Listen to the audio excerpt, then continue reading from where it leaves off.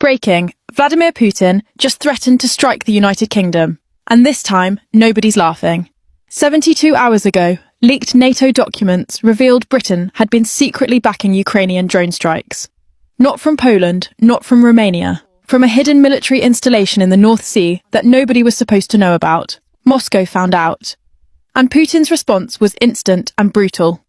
Russian state television aired footage showing British radar systems with digital crosshairs superimposed over them.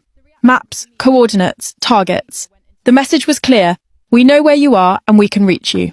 Within hours, a nuclear submarine was detected near Scottish waters for the first time since the Cold War ended.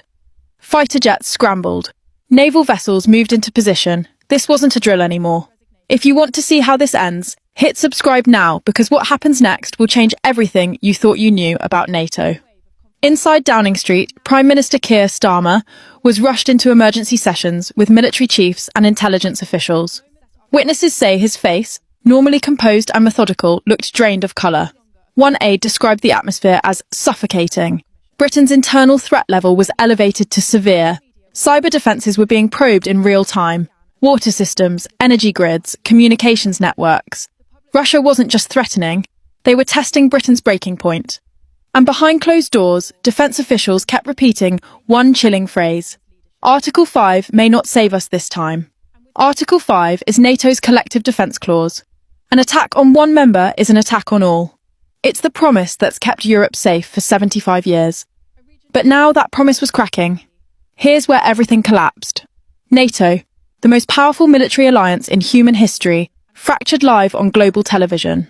American Senator J.D. Vance, a rising political force and known critic of endless European conflicts, appeared on national news and delivered a statement that sent shockwaves through every Western capital. Britain, he said, his voice cold and deliberate, is playing empire with someone who doesn't bluff. NATO unity is now in question. He didn't defend the UK. He blamed them, publicly, on air, for the world to see. Within hours, the alliance began to splinter. France issued calls for restraint. Germany froze joint military shipments pending review.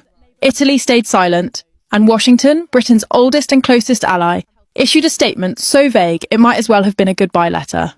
We are evaluating all strategic options, it read. Translation: you're on your own. For the first time in living memory, Britain was standing alone against a nuclear superpower. Then the bombshell that changed everything. Late one night, a whistleblower inside NATO headquarters in Brussels leaked encrypted files to an independent journalist. The documents were incomplete, blurred in places, but what they revealed was devastating. A secret contingency plan called Operation Smokefall. The files showed that Britain had been used, deliberately, as bait. NATO command knew weeks earlier that tensions with Russia were reaching a breaking point. They knew Moscow would respond aggressively to any perceived provocation near its borders. So they crafted a plan. Let Britain take the lead on covert Ukrainian support, draw Russian attention westward, and use the distraction to reposition NATO forces in Eastern Europe. Britain was the decoy, and Starmer had walked into it blind. The phrase that set off alarm bells across the internet was buried in a meeting transcript. Sacrifice the pawn to win the board. When that line went viral, the entire narrative flipped overnight. Britain wasn't the aggressor, it was the victim of its own alliance. Protests erupted across London within hours. Thousands flooded into Parliament Square, waving Union Jacks and chanting "No more wars" and "Bring Britain home." Riot police formed human walls as crowds pressed closer. Flares lit up the grey sky. Social media exploded with trending hashtags. The footage spread like wildfire. On GB News, Nigel Farage appeared live, his voice sharp with fury. Keir Starmer has gambled with British lives for NATO's strategy, he said. This government has lost control.